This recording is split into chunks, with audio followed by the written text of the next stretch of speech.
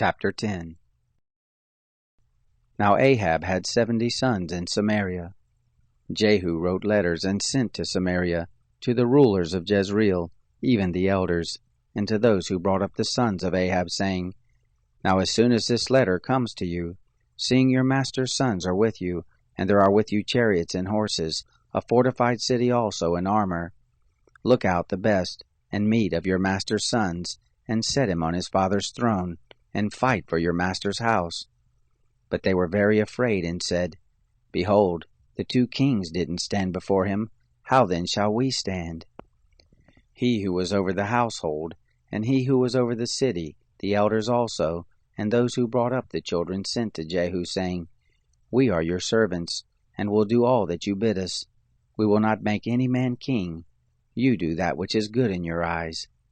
Then he wrote a letter the second time to them, saying, If you be on my side, and if you will listen to my voice, take the heads of the men, your master's sons, and come to me to Jezreel by tomorrow at this time. Now the king's sons, being 70 persons, were with the great men of the city who brought them up.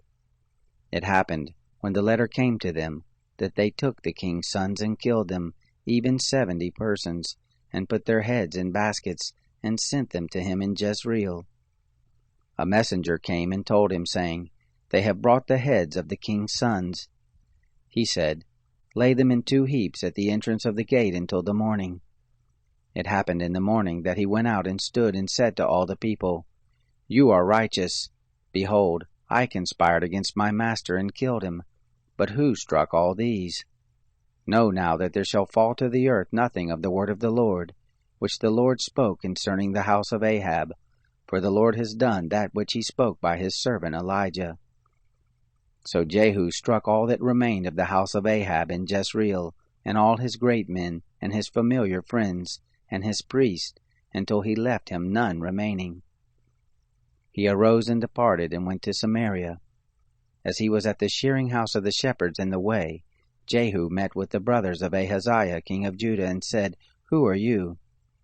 They answered, We are the brothers of Ahaziah, and we go down to greet the children of the king and the children of the queen. Jehu said, Take them alive. They took them alive and killed them at the pit of the shearing house, 42 men. Neither did he leave any of them alive.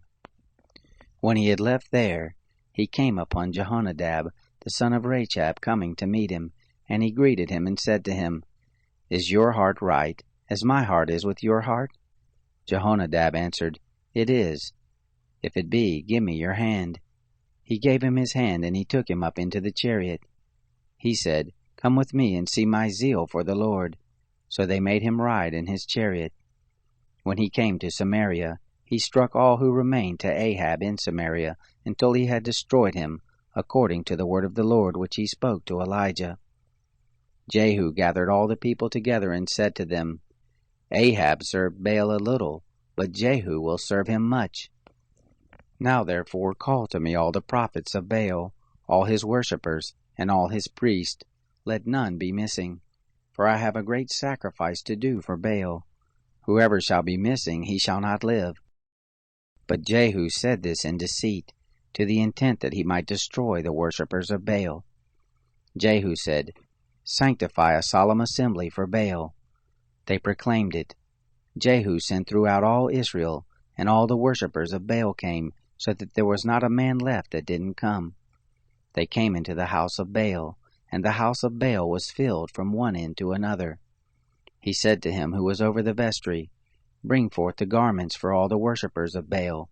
He brought them the garments.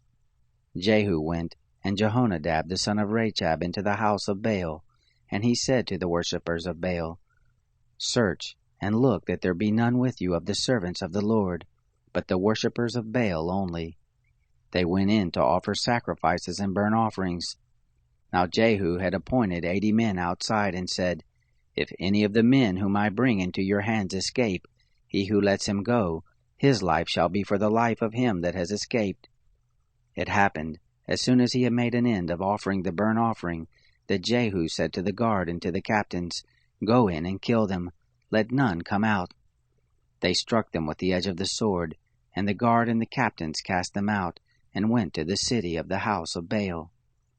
They brought forth the pillars that were in the house of Baal, and burned them. They broke down the pillar of Baal, and broke down the house of Baal, and made it a latrine to this day. Thus Jehu destroyed Baal out of Israel. However, from the sins of Jeroboam the son of Nebat, with which he made Israel to sin, Jehu didn't depart after them, even the golden calves that were in Bethel, and that were in Dan. The Lord said to Jehu, Because you have done well in executing that which is right in my eyes, and have done to the house of Ahab according to all that was in my heart, your sons of the fourth generation shall sit on the throne of Israel. But Jehu took no heed to walk in the law of the Lord, the God of Israel, with all his heart. He didn't depart from the sins of Jeroboam, with which he made Israel to sin. In those days the Lord began to cut off from Israel, and Hazael struck them in all the borders of Israel, from the Jordan eastward, all the land of Gilead, the Gadites and the Reubenites and the Manassites, from Aroer, which is by the valley of Arnon, even Gilead and Bashan. Now the rest of the acts of Jehu, and all that he did, and all his might, aren't they written in the book of the Chronicles of the kings of Israel? Jehu slept with his fathers, and they buried him in Samaria. Jehoahaz, his son, reigned in his place. The time that Jehu reigned over Israel in Samaria was 28 years.